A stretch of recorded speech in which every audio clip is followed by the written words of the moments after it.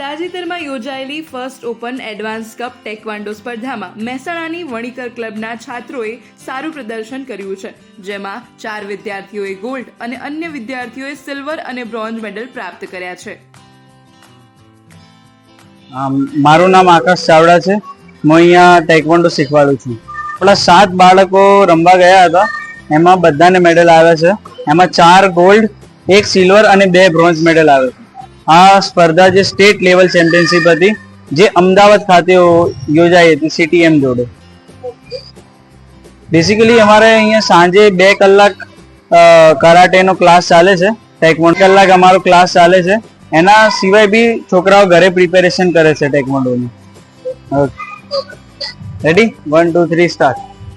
ટેકવાન્ડો એક martial art game છે જે કોરિયન માર્શલ આર્ટ થી બિલોંગ કરે છે, અને એ 100% મતલબ કિકનો જ એની અંદર યુઝ થાય છે. પંચનો થાય છે પણ એકદમ બહુ રેર કેસમાં થાય છે એનો પંચનો ઇસ્તેમાલ.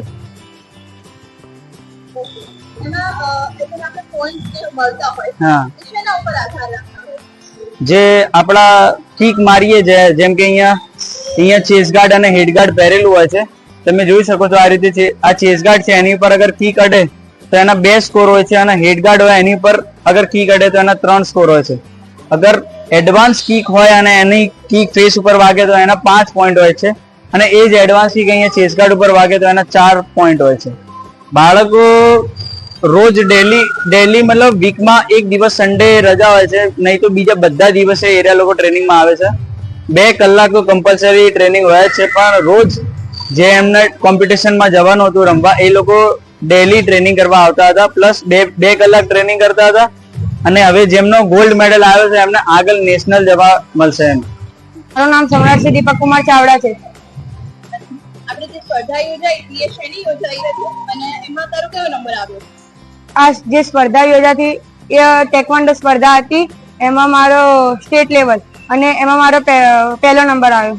ઓકે, આ જે સ્પર્ધા હતી ક્યાં આગળ યોજાઈ અને કઈ કેટેગરીમાં તારો નંબર આવ્યો?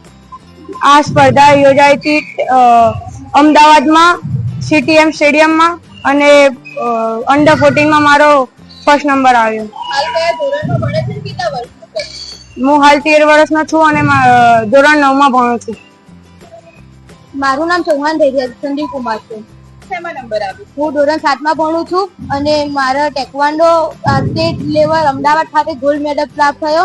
તે નિમિત્તે હું દીપક સર અને આકાશ સરને આભાર માનું છું. પાસે બહુ મહેનત કરી અને મને આટલે સુધી પહોંચાડવા માટે ખાસી મહેનત કરી, તે માટે હું